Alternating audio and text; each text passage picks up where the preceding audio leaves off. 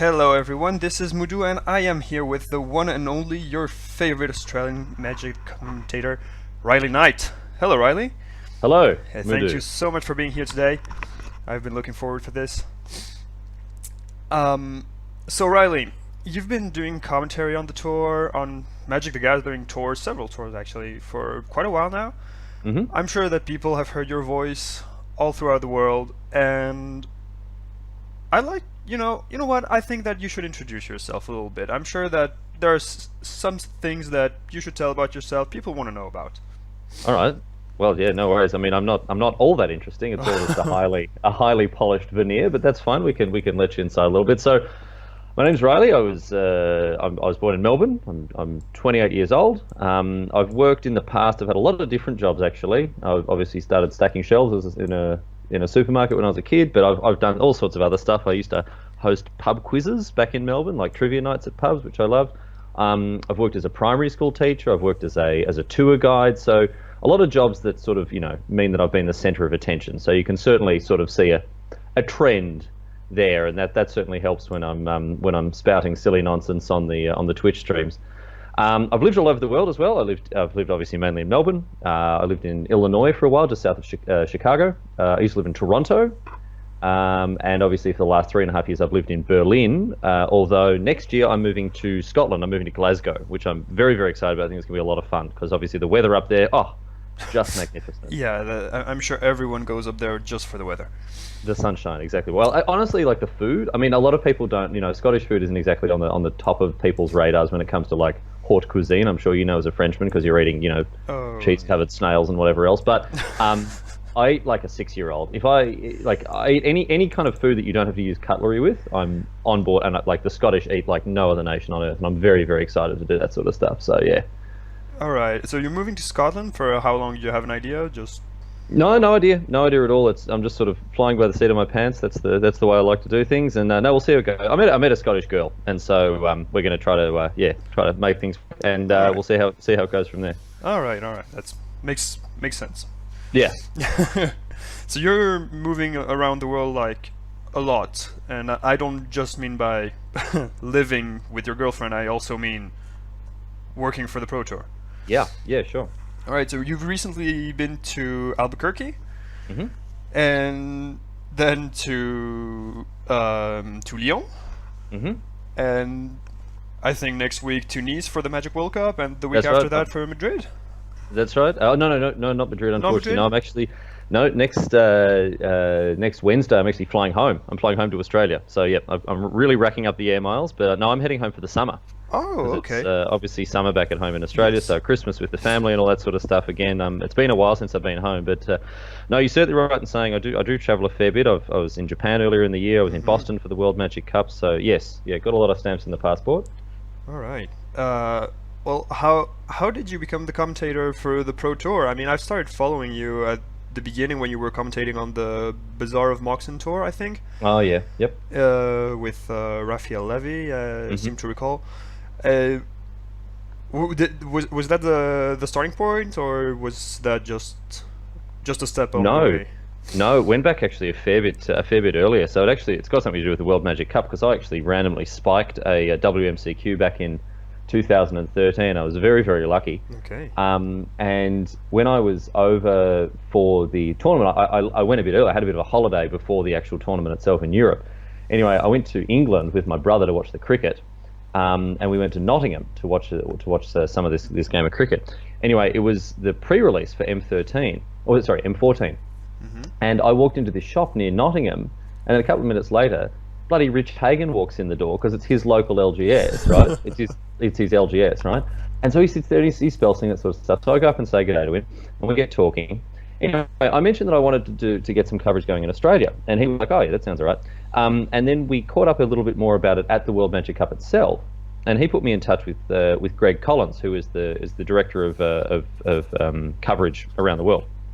Anyway, that ultimately led to me organising, or helping to organise at least, coverage for GP Melbourne 2014.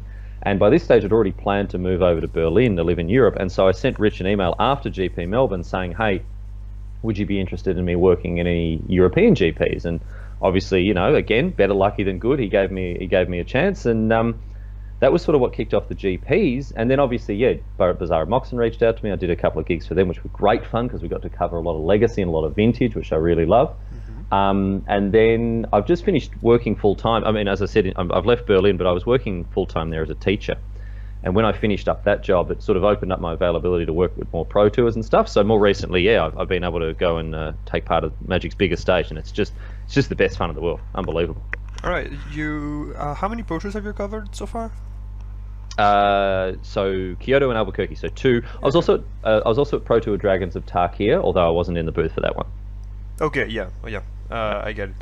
So okay, so you've it's been what, 4 years now, and so how has the coverage in Australia been doing without you? Well, so the problem obviously with anything to do with Australia is it's just very expensive to get there. It's a long way away, and you know, all the gear and all the sort of you know, the people and all that sort of stuff, getting there it's just a bit much. On top of that, Australia really only has 1.5 GPs a year. They have 2 one year and then 1 the other year because another one goes to New Zealand. I would love to get more coverage going in Australia. I don't know if it's in the sort of purview of the sort of long-term coverage plan right now. There's a lot of stuff in the way to make it happen, and obviously the biggest one is just the distance involved. But no, I mean, they have text coverage down there, and I follow that closely whenever there's an event back in Australia. But I'd love to get more video stuff going there, but it's difficult because obviously I'm based on the other side of the world. So yeah, no, there's not too much going on in Australia with coverage at the moment, but I'd like to change that in the future. Yeah, I've had similar regards considering considering Asia globally. Yeah, of course, yeah. It's very little Magic over there. Very good Magic, but very little. So you mentioned that you met Rich Hagan at the World Magic Cup. You were a player, and I'm sure that you still are a player, even though you do more commentary than major events. What do you play? Formats, decks, anything? Well, my favorite format is Modern by the widest of margins. Okay. I love Modern, and I'm always playing Celestial Colonnade decks. It doesn't matter. I like this new Jeskai Tempo deck. I absolutely love because it's actually a Celestial Colonnade deck that can actually win, which is a very nice change on the sort of blue-white decks that you see in Modern. But no, I mean, I've had a long-standing love affair with the card Restoration Angel, and I've always been trying to make that one work. And one of my favorite decks in Modern is a blue-white one with Snapcasters, Wall of Omens, Venser, and Vendilion Click. Unfortunately, the deck and the pilot aren't very good, so I don't have too much success with it. But no, definitely Modern. I love playing Modern. Yeah. Additionally, I've got a cube, which I've been picking up cards for over the last 3 or 4 years. And I love playing cube. You can just play it in so many different ways with so many with any number of people.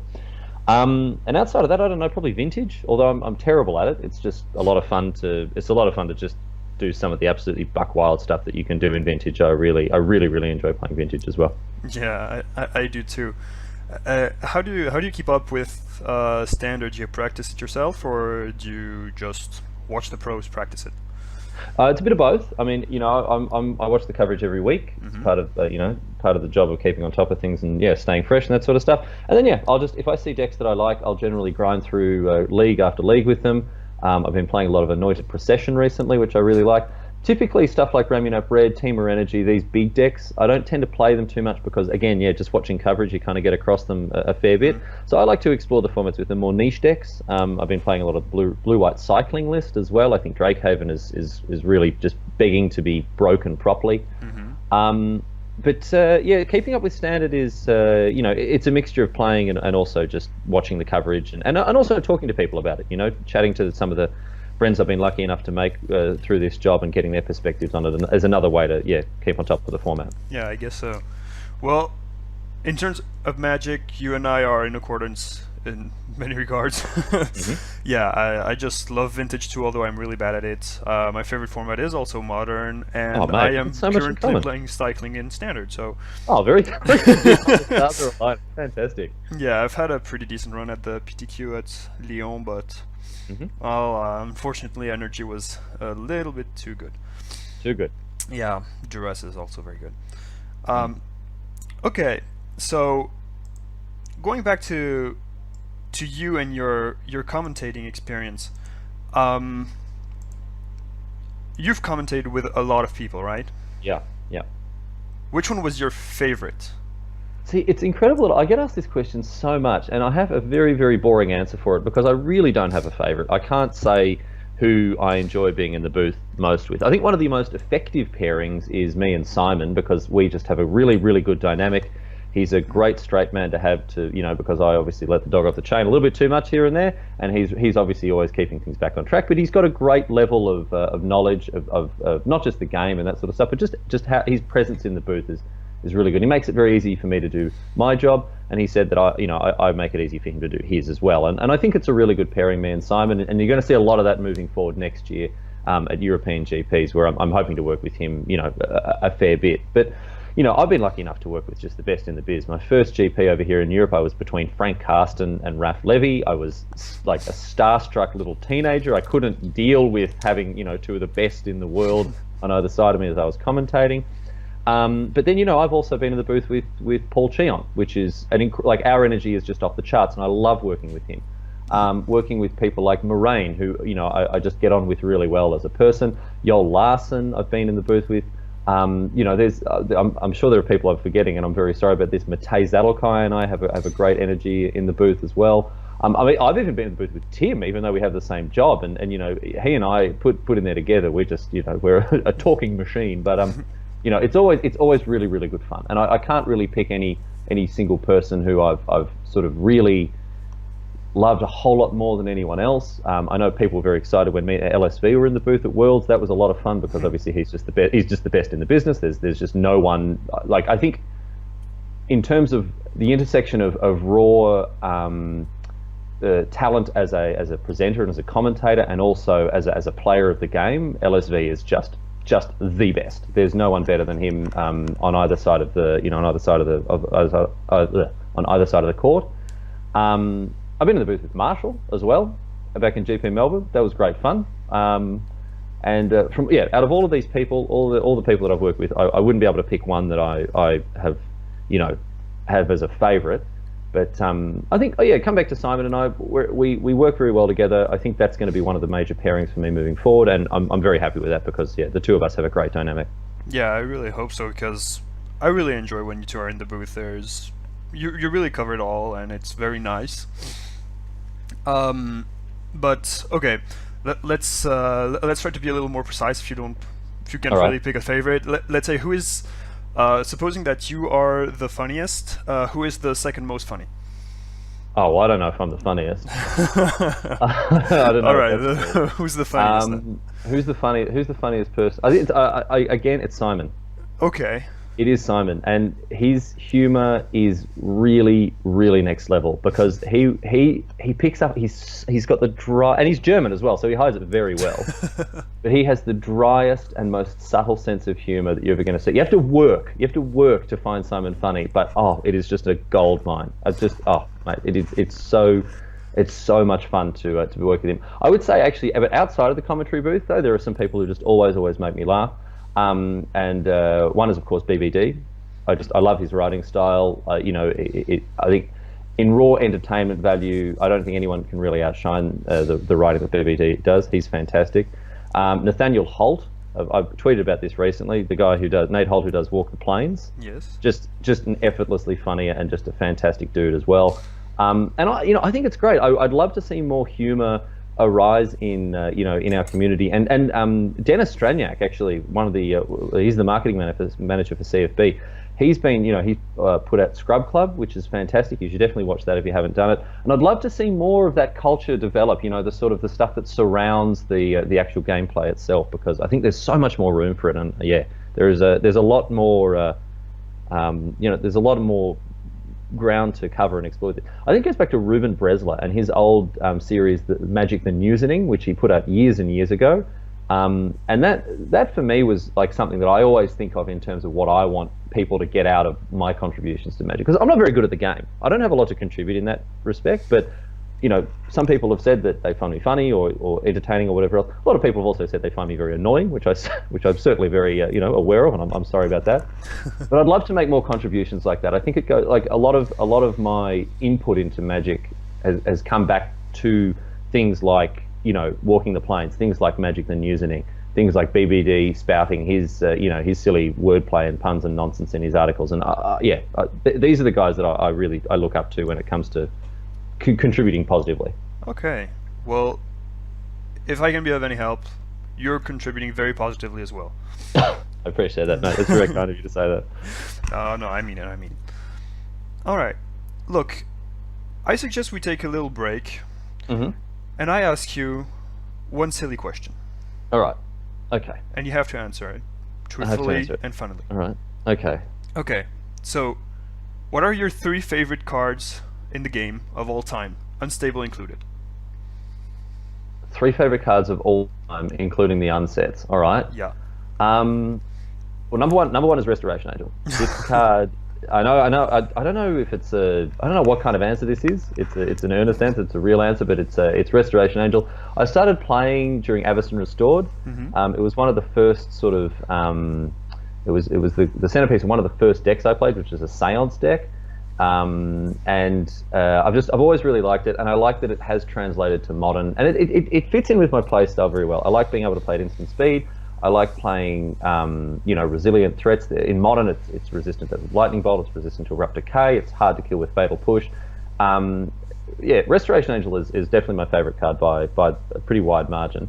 Okay. Second to that is probably Legion's Landing, and the reason for this is not because of the card itself or the effect that it has or anything else like that, but that was my first ever preview card, and that was a very big step for me. It was a very humbling experience to be someone who got to preview a card, because for years I'm always there slamming F5 on the card image gallery, wanting to see all the new cards and that sort of stuff, and being able to contribute one to that was quite a privilege, and that was a real I don't know, stepping stone or a real waypoint for me there, because I realized, oh wow, now I'm one of these people who is contributing. I'm on the other side of this now, and that was just huge for me. So Legion's Landing is always going to have a very special place for me.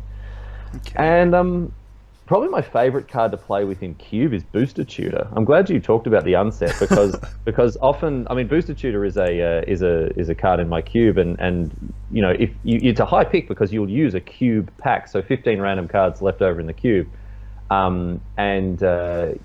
the card's obviously just busted, and I'm really pleased that they've done this again with the new sorcery that puts all of the creatures from a pack into unleash the pack or whatever it is. Summon the pack. Summon the pack. You're right, and it's these sorts of cards are fantastic in casual settings, in playing something like Cube, and I'll definitely be updating my Cube list with new unsets and unstable cards. And I think that'll be one of them. But yeah, I think those would be the 3. I think it'll be Restoration Angel, Legion's Landing, and Booster Tutor. Yeah, they all sound pretty wild. I realize now actually there's no blue cards in that 3, so that's sort of...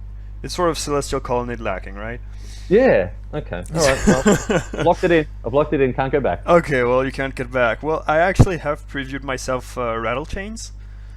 Oh, right, yeah, the spirit. Yeah, that was, so I actually do relate to your experience about revealing Legion's Landing.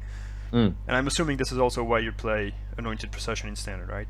One of the reasons. I was like, as soon as there was like a viable deck for Legion's Landing, I was like, yep, gotta play it. All right. Okay, let's get back to serious with sort of serious questions. In your entire career, which was your favorite match to cover? This is a very easy question. This is a very, very easy question, because it was a Pro Tour Arrow Devastation. It was Paula Vida Damodar Rosa versus Seth Manfield. Okay. So people would have been across this in the quarters. PV and Seth, they're both playing red. We're expecting, on team coverage, we're expecting it to go very quickly, and we're going to have to sort of really try to squeeze every drop of juice out of the match while it lasted. And certainly, as we're starting game 3, it's looking like it's going to be a very quick affair, because Paulo has mulliganed 5 in every game so far. He's gone down to 5, and he's facing down the barrel of a 3-0 clean sweep. After mulliganing to 5 in games 1 and 2, he does it again in game 3, right? And then pulls off a miraculous win in game 3 against Seth with again on the mulligan to 5. And then in games 4 and game 5, there is tight, high level amazing Magic play from both players, and Paulo shows us why he's one of the best in the world in the way that he masterfully navigates through these final 3 games. I mean, I think he mulliganed as well in one of the later games. I think finally in Game 5 he was able to keep 7, which was obviously a huge luxury for him. But you know, I was really well supported by Paul in the booth for that one, because he was just as excited as I was about it, and you know, it was one of those situations where there was just no artifice to any of the hype or any of the excitement that anyone felt. It was just pure, raw, unadulterated, an incredible moment in the history of our game. And obviously, he went on to win the whole thing, which makes it even more incredible. But yeah, no, it's not difficult. Whenever I have to explain to anyone what my job is, which happens quite often when I'm dealing with muggles outside of the game, on YouTube I show them that video, because it has that sort of like exciting sports vibe to it. It's a lot more relatable for people who are coming across it, who might be used to watching soccer or cricket or another sport like that, to show them that this is a very big, exciting game that has huge moments, and this is definitely one of by the widest margin. It is definitely the game between Manfield and Dammit Rosa in Kyoto. It was incredible. Yeah, it was a pretty spectacular match. Just while we're at it, small misplay by Yam in the semifinals against Paulo. Yeah, I was standing right behind him as well when that happened. I wasn't in the booth for that one, but I wrote about this after it happened, and I think Yam Wing Chun has really demonstrated himself to be a very, very worthy and an exceptionally positive ambassador for the game, and that started in my mind. I mean, I hadn't heard of him before Arab Devastation. And my first impression of him was as this very composed and respectful and gracious player with a lot of humility. And I wasn't the only one who gained a lot of respect for him, the way that he handled that misplay. Because we've all been there. We've all made mistakes like that. Maybe they weren't mistakes that cost us tens of thousands of dollars, but if you've missed out on the 4-0 clean sweep at an F&M one time because of a dumb mistake, you felt the pain that Yam Wing Chun felt. But that was a huge moment, and standing right behind him as he sort of rolled with those punches was quite an experience. Yeah, it was really a heartbreaking loss. Yeah, it was. Yeah. Okay.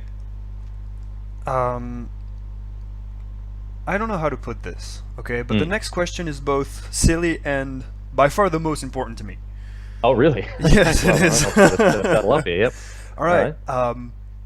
How do you find all those catchphrases or those punchlines? I don't know how you want to call them, but how do you find them? Does everyone in Australia know them, or? So it's it's all macaroni and no cheese. I heard you say that several times. Oh, several times. Oh no. Oh yes. Oh dear. Yes. Well, I shouldn't be repeating my catchphrases. Look, I don't know. I really don't know about this. I don't know where it comes from, to be honest. It just sort of, you just kind of flick a switch when a camera's put in front of me, and I just behave in a way that some people, it seems to resonate with some people, and that's really flattering. That's very humbling to have people say that they enjoy the silly nonsense that I come out with when I'm in the booth. And there's another side to that, and I recognize that the stuff that I do and say isn't particularly palatable for a number of other people, and I apologize to them. I'm sorry that I can't you can't please everyone all the time, and I don't like the fact that I detract from some people's Magic experiences, but I have to say that's just me being me. I don't really have any other way to do it. I don't really know how to do it any other way, and I don't really want to either, because again, you can't please everyone all the time. So where it comes from, I guess, is just a sort of, I don't know, just I don't sit down and write down stuff that I think will be a good line, or things that I want to say that are going to be, I think they'll be funny or they'll be interesting for people to hear, or whatever else. It just kind of comes from this place that generates this silly nonsense. I guess I've had jobs in the past where you've had to think on your feet. I've never done improv or anything like that, but it's those kind of skills. Working as a pub trivia host, working as a tour guide, you have to just always be on your feet. You have to be ready to go. And I always feel confident when I'm in front of a camera or in front of an audience that I'm never really going to drop the ball too badly. I guess it's just knowing that you need to back yourself. You need to know that the stuff that you're going to say is going to be appropriate and is going to be received well, and sometimes that isn't the case. And I know on more than one occasion I've put a few noses out of joint, and again I've apologized for that, and I apologize for it again.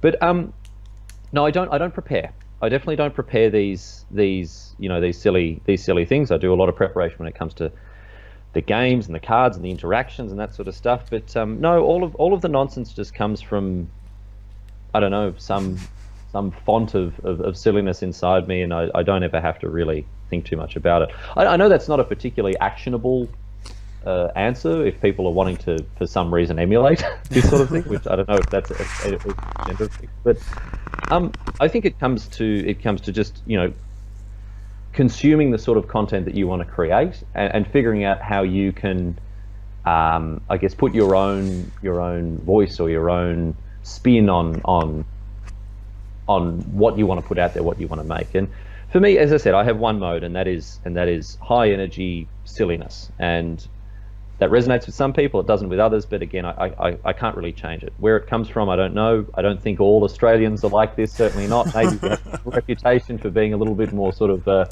off the cuff and a little bit loosey-goosey, but it's just the style that I've accidentally stumbled upon in the way that I present things. And it works for me, it works for some people, doesn't work for others, and that's okay. But generally, I'd like to think that hopefully overall it's a positive rather than a negative. Yeah, I think it is too. I mean, you know that sometimes we actually emulate you when we are practicing just to have fun. Oh, really? Yeah, we're practicing for GPs, and there's one of us doing commentary of Riley Knight. So it's incredible for me to hear that like my voice has that much reach, and that's something that I'm becoming increasingly aware of today. When I am getting more of a presence, and it's something that I'm trying to deal with in the best way that I can. But words really matter, and that's something that I'm learning more and more about as I continue to develop my career and myself as a broadcaster. And hearing that people are emulating me or enjoying me that much, whatever else, it makes me very happy, and it makes me feel very, very good about myself. But it also makes me feel the weight of responsibility of having a voice that is perhaps louder than other people. So I appreciate you sharing stuff like that with me, because it definitely makes me think. Well, look, we appreciate it, and you know what? I think you're worth it. You've mentioned this a few times already, but you don't seem to think that everyone appreciates your commentary. And I mean, there was the episode that I happened to catch on stream. Now, I don't catch all of your streams because I do play in some major events myself, so, well, no stream. But there was the episode of the Moist Jund where Rich actually put you on a timeout. Yeah, see, that was a joke. And Okay. I don't think that came across very well, but that was a big gag. That isn't something that exists in the coverage team. We don't have timeouts. We don't have disciplinary hearings or anything else like that. That was a big gag. A lot of people didn't get it, which I understand, because it was pretty dry. It was played pretty straight, but no, it was because I don't know. I don't get the. I know that some people are sort of uncomfortable with that nomenclature. I don't really understand why, but I was sympathetic to that, and we decided to draw a line under it because I think we'd kind of mined all of the humor out of it. I don't know if there even was that much to begin with, but no, look, that wasn't a serious sanction or anything. That wasn't me actually seriously getting in trouble, because that isn't how we deal with that sort of stuff on team coverage. But I know that rankled with some people. They didn't like talking about Moist Jund or whatever else. And I know that the chat was surprisingly, the Twitch chat was doing the joke to death. They just wouldn't let up with it, which is very unlike people in Twitch chat to run a joke for all it's worth.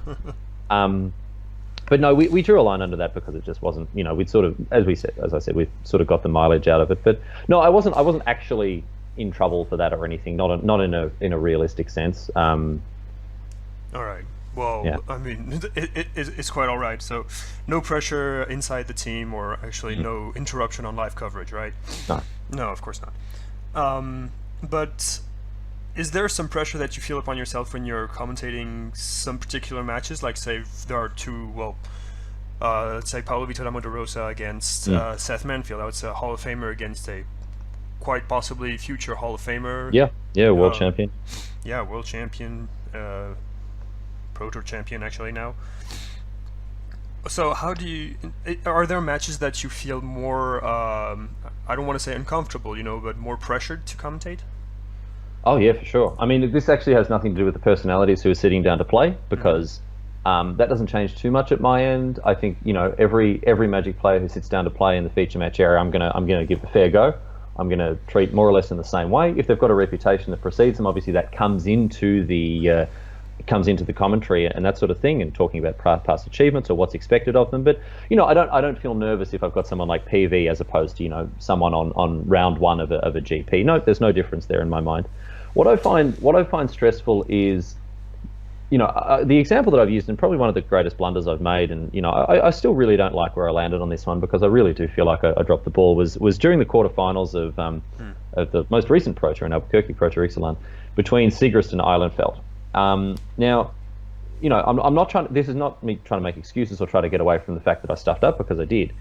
But this was an incredibly complex board state, right? Where Mike Sigrist, one of the greatest players of the world, one of the, you know, the most established and well-known players at this tournament, who had top eighted, made a pretty critical error, and that wasn't something I put him on. And as a result, I sounded like a complete buffoon, because I couldn't figure out why he had made the mistake that he had. And I was not assuming that it was a mistake. I'm thinking, well, it's Mike Sigrist, he's not going to make a mistake like this.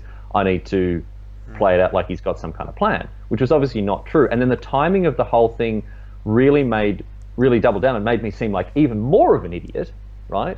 Because I was desperately padding while Simon was trying to figure out what was going on. And so it you know, and it's my fault. At the end of the day, it's my job to hold the hand of the viewers as they experience the coverage, right? And I was just kind of lost in the woods there, because I couldn't understand what was going on. So for those who didn't watch it, essentially Mike Sigrist forgot to attack that would have locked the game up. And when he didn't attack with this long tusk cover, I'm thinking, why hasn't he attacked with that? He's like 100% to win if he attacks with it. I don't know why he hasn't. I need to talk while we figure out what's going on. The combat step took ages. As soon as he'd finished the attack, a judge stepped in and gave him a slow play warning, and at that point, he conceded. Now, this was a really, really bad example of, a really, really good example of some of why it's very hard to commentate on Magic sometimes. When you're playing a game of soccer, there's two 45-minute halves, and you understand that when the time goes down to 0, the whistle is going to blow and the game's going to be over. The play, even if it's like 7-0, you don't have one team walking off the field, right? Whereas in Magic, when you've lost, you concede. You don't play through to the final bell. You don't play through until the end of the round. When you've lost, you concede, and sometimes you cannot predict when that's going to happen, which means that you can be in the middle of a sentence about, you know, cards in graveyard when the game is all of a sudden over. Imagine if that happened in a game of soccer. They're halfway through explaining some kind of play or tactical move or whatever else, and then half the team just walks off the field. It doesn't happen, and for that reason, the rhythm of commentary can sometimes be really, really strongly disrupted, and as it was in Sigrist versus Islandfeld. So, I guess to answer your question, that example highlights one of the challenges that's really hard to overcome as a play-by-play commentator, never knowing when the player is just going to all of a sudden pack them up without, you know, all the information as to why they've done so being obvious and apparent. Now, it is literally my job to figure these things out, and I really do the best that I can.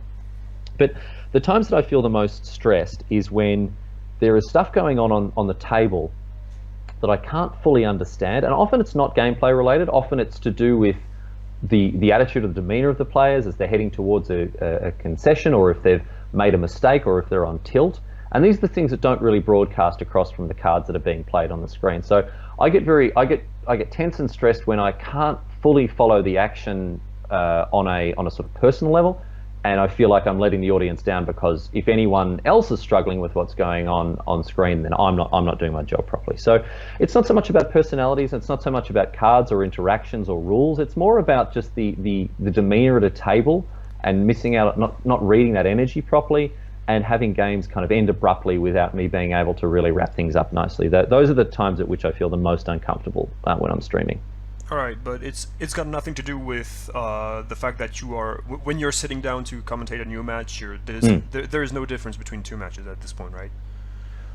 Well, no, not really. I mean, if there's if there's some player like, I don't know, a PV or an LSV or someone who is just one of the greatest players of all time, obviously that comes into the commentary that you're about to give. But No, I don't feel more pressure because I'm commentating on one of the big name players. No, not at all.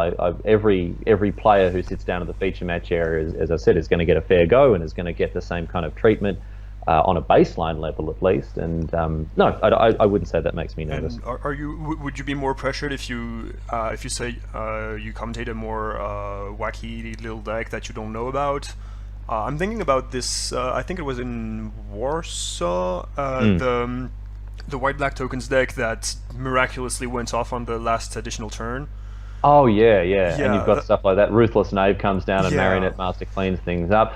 No, I if I've got a deck list in front of me, I always feel very confident because I know that I can try to think on the fly and put the pieces together. And I don't know if this is I don't know if no one's probably figured this out, but I can tend to talk on autopilot without really thinking about what I'm saying. That's a great trade secret. I don't think anyone ever figured out that a lot of the nonsense that comes out of my mouth I actually haven't thought about beforehand. But if I've got a deck list in front of me, or if I'm well supported by an expert who's next to me, which is always the case, someone like Simon or Matteo, whoever it is, I know that I'll be able to get through a situation like that no matter what. It's there are a number of tricks of the trade that you can get through as well. Maybe I shouldn't part the kimono too much, but if you ever hear me saying things like, "Oh yes," and down comes this 4/2, a great addition to the battlefield here like that. That is me desperately trying to remember the name of the card, in time to actually bring it up later on. And there are a number of techniques that you can get around sounding like a complete buffoon. So no, generally those sorts of situations don't get on the wrong side of me too much because I generally feel confident enough that I'm going to get through them without sounding like too much of a goober. All right. Well, you can be sure that I'll be waiting to find those techniques on the World Cup. You can hear them. You can hear them if you listen carefully. If there's ever a point where the conversation becomes vaguely general, or if you hear situations where talking about a card's text rather than its name, there's definitely those sorts of moments, and they come up every now and again. But generally, I mean, especially in limited, obviously limited, especially if they're playing cards that don't often get much of a go in drafts or in sealed. That's often a bit of a reason to just double check that I'm going to say the right name. Or the other thing is, of course, with Ixalan as well, there's like Direfleet Interloper, Direfleet Hoarder, Direfleet, Sausage Cooker, there's Direfleet, all the tennis player, there's all these different ones like this. And knowing which one is which and remembering which one each one does, like the Direfleet Tormentor discards a card, the Direfleet Interloper has Menace, and all these things like that. Like that's where you got to make sure you don't cross your wires. But no, generally speaking, I know that I'm going to be able to give myself the room and the time I need to find the words I need to say. So I get there usually. Yeah, okay. All right. I want to ask you another silly question. Take a break, take a step back. Okay. If you had your own card, Planeswalker Riley Knight. Okay. Oh, here we go. Yeah, with 3 abilities. 3 abilities. What colors would you be? What would the mana cost be? What would the abilities be? I don't know. Just okay. Tell me about your card. All right. Let's say, well, blue and white, obviously. Blue and white. I'll come back to the number 1. I can't think of a good one for number 1, but one of the cards I used to play with a lot in this silly Seance deck I used to play was Stonehorn Dignitary. Oh. So I think it's a 1/4, and when it comes into play, an opponent skips their combat step. So let's make that the -2, because that's obviously a Planeswalker has to protect itself. So that's how it protects itself, comes down. But that'd be too powerful to go up every turn because they just never have a combat step ever again. All right. So that's number 2. That's the second ability. And then we need an ultimate that's going to end the game. All right. So the ultimate is going to be Consecrated Sphinx. Okay. So you get an emblem. You get an emblem that says whenever an opponent draws a card, you can draw 2 cards. All right. So you like drawing cards, right? Yeah, I love that. I love that. That's another cube slam dunk for me. Is Consecrated. The art is. I really don't like the art because it's very nasty. It looks like it's a very, very, very sort of horrible looking monster. But I do like the ability on that card a lot. All right. Then the first one, I don't know. Something to do with, I guess, I don't know, gaining life or drawing cards or a combination of the two. Why not blinking a creature? Yeah, but then you have to have a creature out. Oh, yeah, well, for Restoration Angel, you have to have another creature out too, so. Yeah. No, Restoration Angel, Restoration Angel attacks for 3 anyway, even without a creature. No, and that's also on Venser already, the blinking the creature. Yeah, that's true. No, all right, yeah, no, let's go with that. Okay, yeah, let's go with the moment. Okay, let's go with the momentary blink. But instead of coming back at the end step, it just comes back straight away. Okay, yeah, that sounds better. All right. So we've got number 1, blink a creature. And then -2, Stonehorn Dignitary, skip an attack phase. Dignitary, and then the ultimate would be an emblem with Consecrated Sphinx, because that ends the game without actually ending the game. Do you know what I mean? Like they still have to grind through, another 15 turns of you drawing, 30 cards every turn or whatever else. So that'd be it, I think. All right, so we have Riley Knight, Planeswalker. Yeah. All right, thank you so much. I like that. No, that's good. That's a great question. Would you actually play it? I think we'd have to work on the +1 a little bit. Ah, okay. That would be it. But then I would. So what does it cost? It costs like 5? I don't know. It depends on your starting loyalty, I guess. Well, I think the Stonehorn Dignitary could only be activated once. As in, like, it couldn't be -2, and you had, like, say 5 starting loyalty. So let's say 4 starting loyalty, and the Dignitary costs 3. Okay. And then, like, the Consecrated Sphinx thing probably costs like 7 or 8. Mm-hmm. And then a +1, yeah, like blinking a creature +1, something like that. I mean, I'd play that in my modern deck. It'd be great. Blink a Restoration Angel, which can then blink a Snapcaster or blink a Wall of Omens. Oh, buddy, give me that. Yeah. That does sound fun. And converted mana cost? Yeah, 5, I think. 5? That's a bit expensive. Because Elspeth costs 6. Yeah, Elspeth is 6. I think 4 would be enough, no? 4? 4. Mate, if you have 4 starting loyalty, it's not too much, so... Yeah? I don't know. All right. Somewhere between 4 and 5. 4.5. Yeah, 4.5. Unstable mana. Unstable mana. All right. Let's get back to business with a little gloomy question. So recently there's been a lot of talk in the Magic community about Christine Sprankel's let's say departure. There has been a lot of discussion about harassment and sexism and all that kind of stuff in the Magic community. What's your take on it? I know that you have released a statement regarding the issue. It's very formal. It's almost. I just tweeted about it because I tweeted about it because it upset me, and now I'm feeling upset. It doesn't sit very well with me the way that things have panned out, and this comes back to me saying what I was saying about before about having a voice, having a louder voice. I mean, I'm not a huge superstar of the game. I'm not even a particularly well-known caster. I'm not really, in the grand scheme of things, a very important person in Magic or in life generally. But I recognise that some people do listen to what I say, and that those words have an important sort of weight behind them. And seeing people like Tom Martell say things like silence is acceptance. If you don't say anything, then you're letting this happen, and that really resonated with me, and so that's why I said what I said. And I try to be as positive as I can all the time. I don't really see the room for negativity at any point. I mean, sometimes it's like the what was the film with the Pixar film, Inside Out? You've got to have the sad to feel the happy. So you've got to know the bad to have the good. Bob Ross taught us that, but it really sucks to see people deliberately and maliciously peddling negativity. Like, that's what they're making, that's their deal, Mm-hmm. And that's really upsetting. It's really upsetting that people are determined to make the world a worse place. Mm-hmm. That's where I really feel very, very sad and very uncomfortable and very unhappy with. And I've already recognized that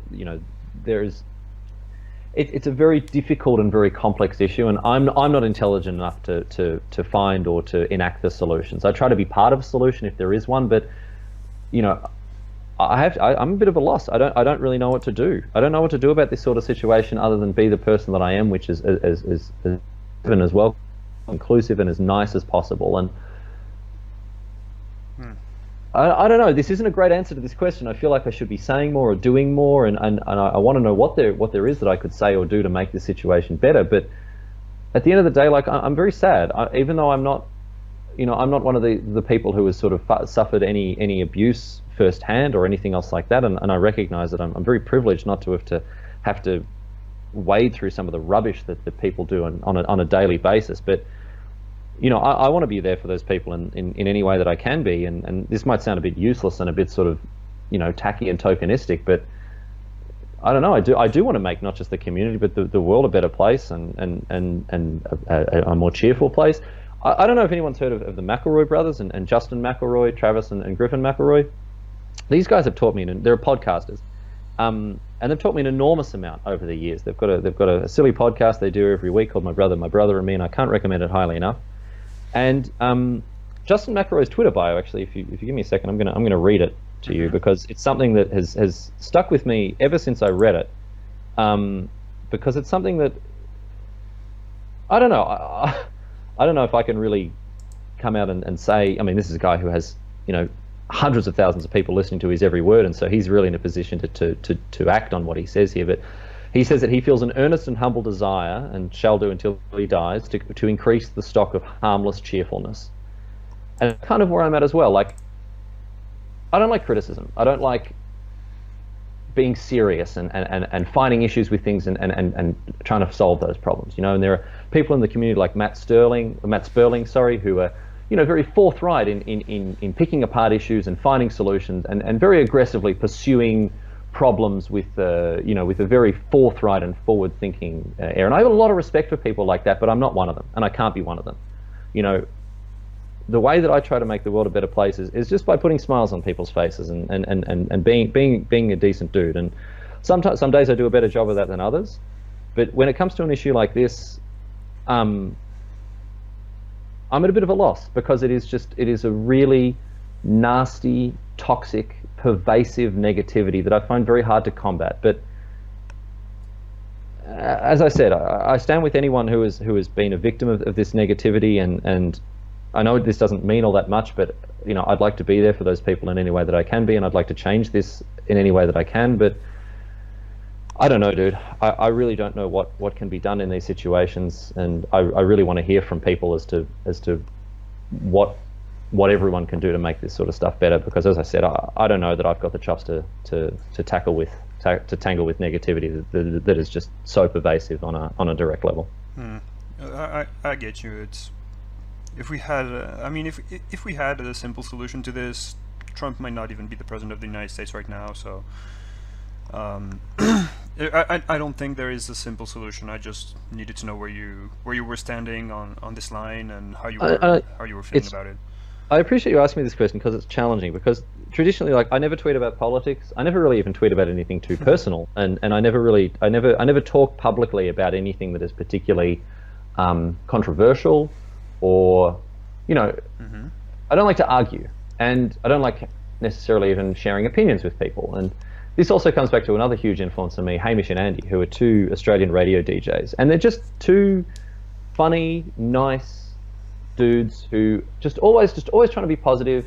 And they have arguments about, like, how many chicken nuggets you could eat in an hour, and they have arguments about, like, what the proper rules to a chopstick weightlifting competition are, and things like that.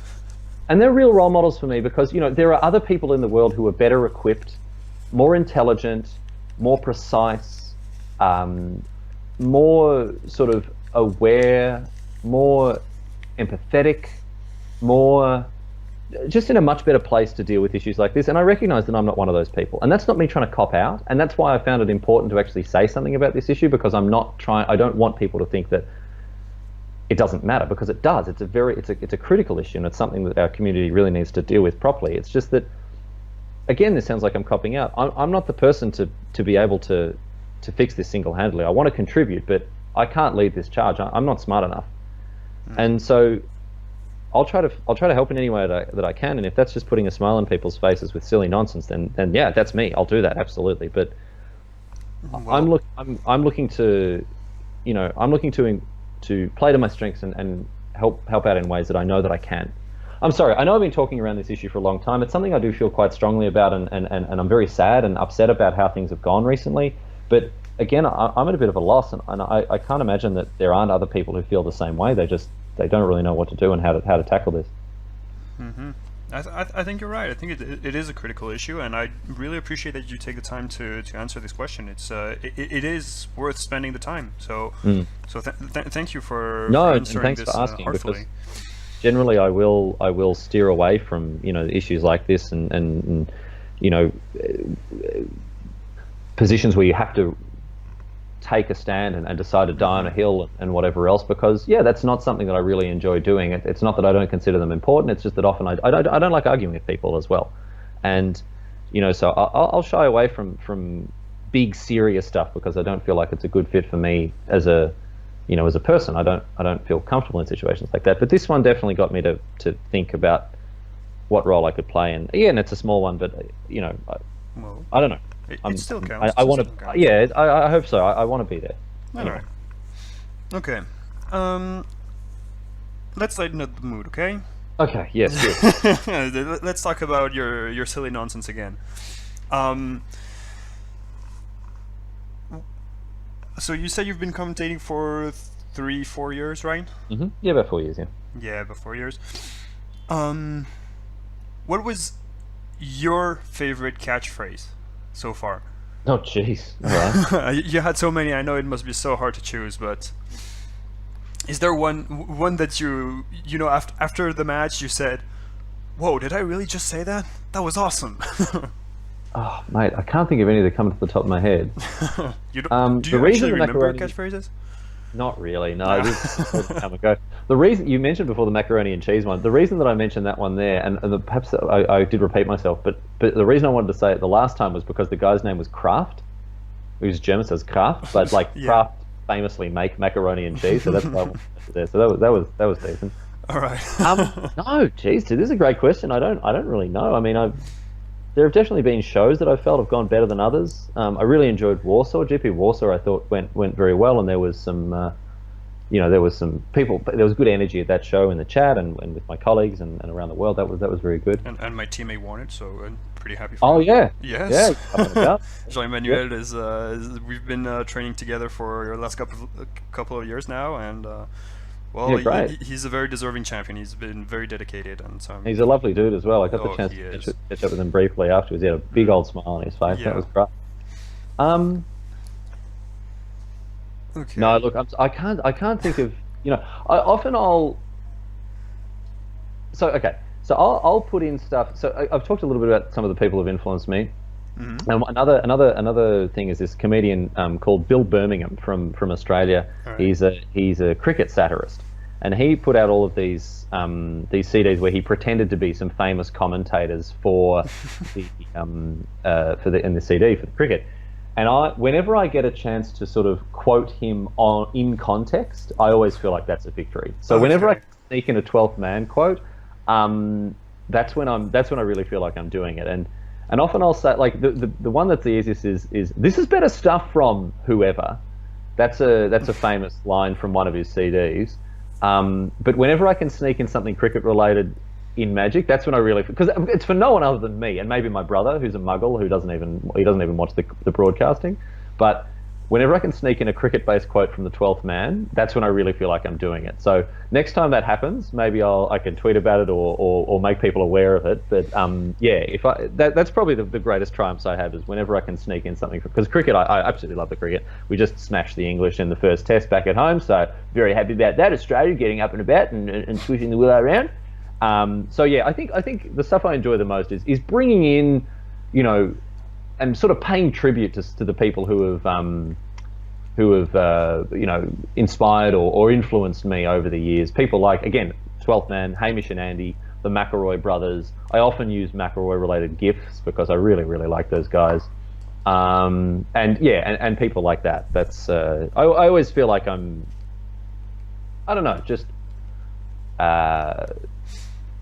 benefiting from their positivity and trying to, again, churn out more positivity as a result. I think that's, I don't know, I'm kind of getting back to that point that we were talking about before, but that's all I really want to do is just add to the world's net positivity. That's all I'm trying to do. And that's not just with coverage, that's with everything. When I was working with children at the school in Berlin, all I wanted to do with those kids, sure, they had to learn about multiplying fractions and other stuff that I didn't really understand myself, but I just wanted them to go home with a smile. I wanted them to come to school with a smile and leave with a smile. And that's all I was really trying to do as a teacher. And that's all I'm really trying to do day to day. And when I'm on camera and when I'm commentating Magic and doing whatever else I do, I just want people to feel a little bit better than they did for having had me as part of their experience. So I guess, yeah, any kind of catchphrase or any kind of little stupid saying that puts a smile on anyone's face ever, that's my favorite thing to do.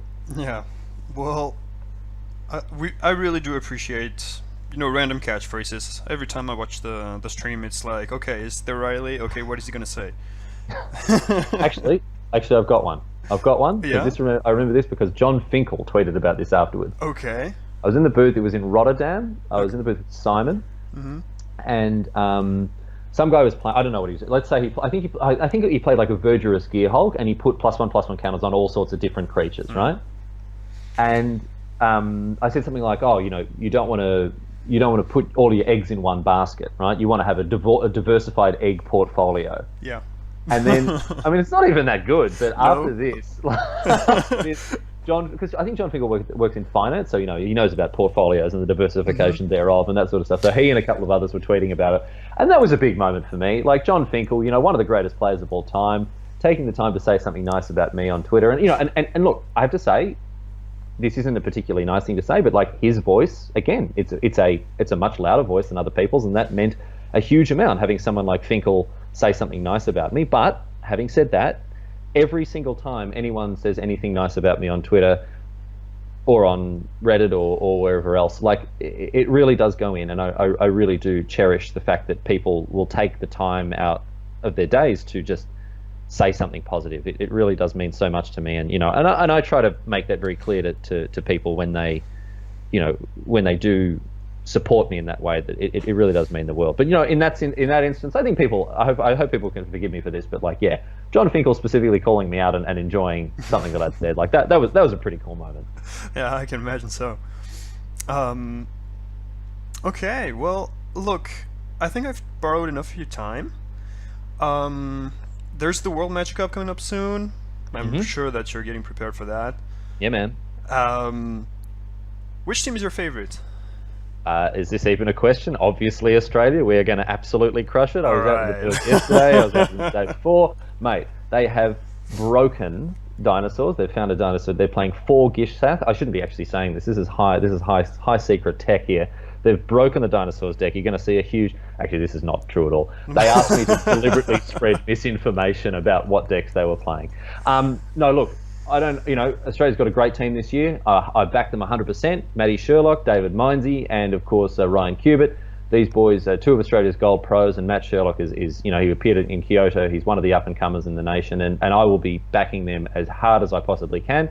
Second to that, of course, Scotland. I know the boys on the Scottish team as well, and I'm good mates with some of them, and I'm looking forward to, you know, to them putting in a good performance, maybe emulating the top 8 that they had previously.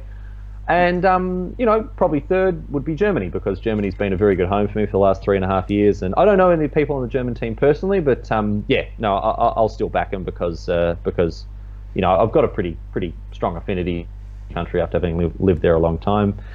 So yeah, I'm looking forward to any one of those 3 teams getting crushed by the likes of, you know, Brazil or Japan. It'll be fun to watch.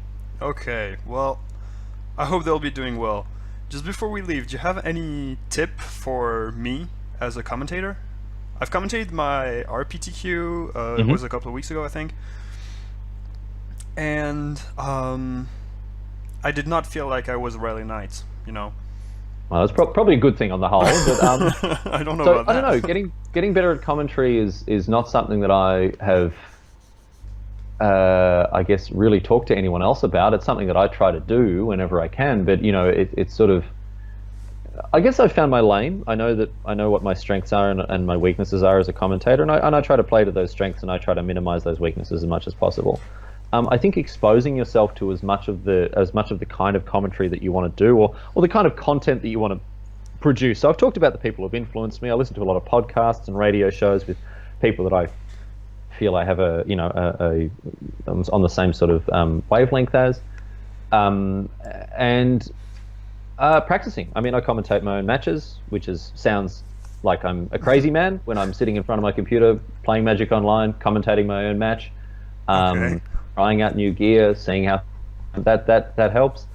But I don't know, sports as well is a really important, like, you know, you have people who are the best in the world commentating games of sport in front of millions and millions of people worldwide, and they know what they're doing, and that's another resource to keep in mind. I think exposing yourself to the sort of content that you want to produce, and then practicing it as well, by yourself or with friends or whatever else, is a good spot to be in. But this is the same answer that I gave my kids when I was teaching in Berlin, and they hated this. I talked to them because they all wanted to grow up and be good at everything and be adults and that sort of stuff. And I said, guys, growing up sucks. Like, you don't automatically flip a switch and become a fantastic adult who's perfect at everything. The reason that boring adults continually say boring things like practice makes perfect is because the rubbish thing about it is that it's true. Practice does make perfect. And so if you want to get better at anything, whether it's commentary or 10-pin bowling or abseiling or skydiving or making a sandwich, whatever it is, you've just got to do it again and again and again and again, and back yourself. Have the confidence to know that you are able to do what you want to do, and if you really are not succeeding at it, find ways to change that, and don't talk yourself into a corner and decide that you're no good, because you might be no good now, but there's the famous philosopher Jake the dog said the first step to becoming kind of good at something is sucking at something. So you've got to go through that situation. But by the way, all of this is prefaced with the fact that I don't think I'm that great. Like, I'm not an expert by any means on any of this. I just spout silly nonsense in the booth. I'm not in a position to be handing down great lessons of wisdom or whatever else like that. I ain't about that. But being good at anything takes time, and it takes practice and other boring stuff that 8-year-olds aren't interested in hearing. So I hope you have a little bit more patience for it than my last grade 3 class. All right, well, that's very humble of you. I really appreciate you taking the time to tell us about what you do and what you think of yourself. I think you're not giving yourself enough credit, but that's just personal opinion. All right, well, Riley, I'm going to leave you to it. Thank you so much again for taking the time out of your busy schedule. Having me. No, absolutely. Thank you for having me. It's been fantastic. It's still incredibly flattering to me that people would even be interested in listening to me talk about this sort of stuff. So I thank you for the opportunity, my dude. It was really nice to have you come up and have a chat with me in Lyon, which I really do love it when people do. If you add an event and you come, even if I'm sitting and playing Skyrim on my Switch behind the tables, just wave me over, because I always love to come and have a chat with people, and that's what you did, and I really appreciate it, mate. It's a very, very flattering and very humbling thing to have happen to me. So thanks so much. Well, okay. You're a very hard man to reach when you're in the booth, because you're literally far away. Yeah. But, well, I'm just really grateful that you took the time. I really appreciated this interview, this discussion that we had, because, man, you are really a nice guy. You're very humble, very professional, very funny too. I mean, this was a.